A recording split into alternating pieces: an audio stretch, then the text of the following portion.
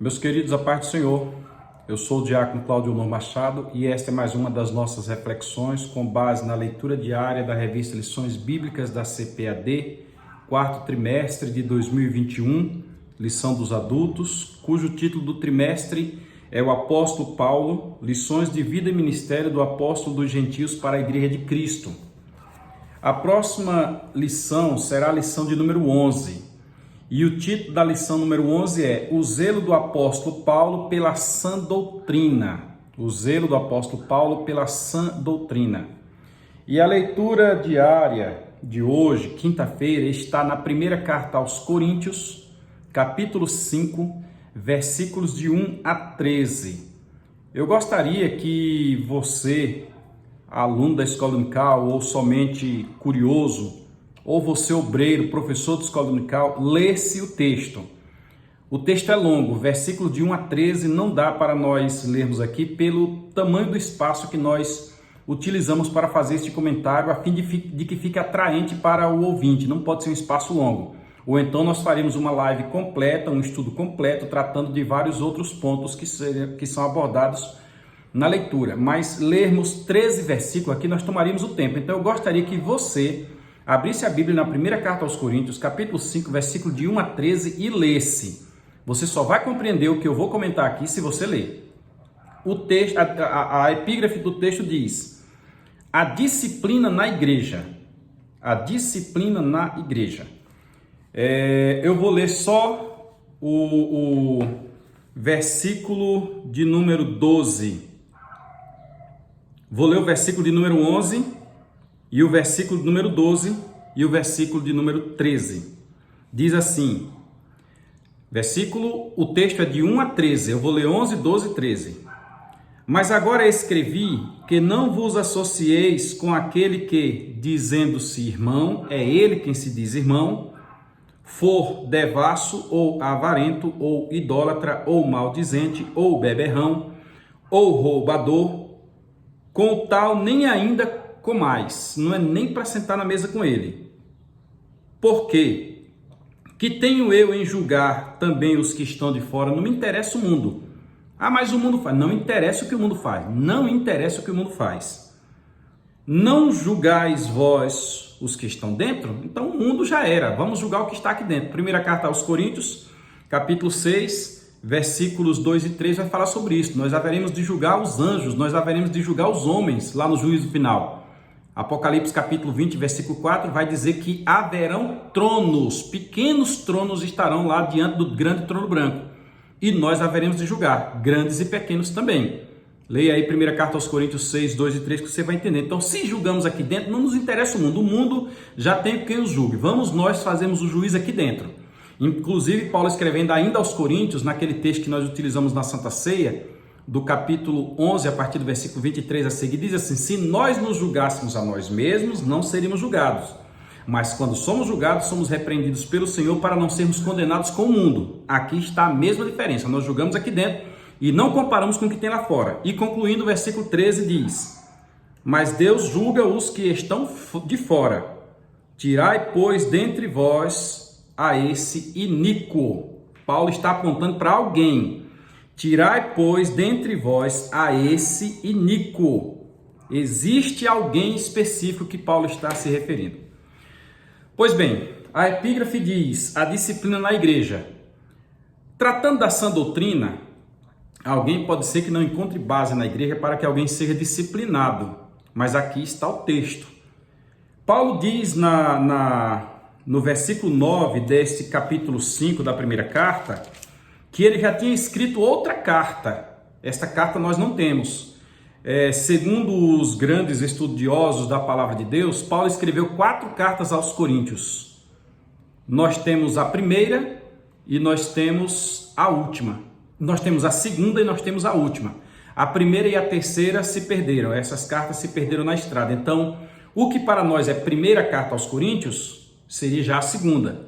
E o que para nós é segunda carta aos Coríntios, seria já a quarta. Isso aí é bom para que você pesquise e entenda a respeito. Paulo vem falando, como nós lemos já na terça-feira, ele já vem falando das facções dentro da igreja, as divisões dentro da igreja, um povo espiritual mais cheio de divisão. Então, quando tem divisão, o meu eu defendo, o outro eu ataco. Dizem por aí que aos amigos a lei e aos inimigos os rigores da lei, é a facção. Isto leva inclusive a fazer um juízo pela metade, um juízo parcial. Vamos defender os nossos e vamos atacar os deles. Eis os problemas das facções dentro da igreja. Fulano é meu amigo, eu consagro fulano, fulano é meu inimigo, deixa ele sofrer. Fulano é meu amigo, foi um pecadinho, vamos deixar ele suspenso aqui uns dias. Fulano é meu inimigo, bota ele para quarar. Tem igreja aí que tem até o chamado Banco da Misericórdia, sentou lá, já era. Na lição, no texto de ontem, que nós fomos lá para a carta de João, nós falamos sobre a desobediência à sã doutrina. E hoje nós vamos para a disciplina. Paulo está dizendo que existem situações na igreja que precisam ser disciplinadas. Quem cria animal, como eu que já criei ovelha, lá em Alagoas, em Delmiro Gouveia, num local chamado Mochotó, próximo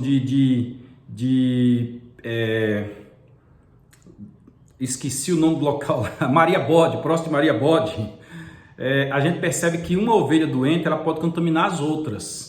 Então é necessário que você pegue a ovelha que está doente, segregue ela e depois de segregar essa ovelha, ali indo para a Água Branca, comecei a lembrar, a mente começou a abrir, passando por Pariconha, depois que ela estiver curada, você agora readapta ela no rebanho.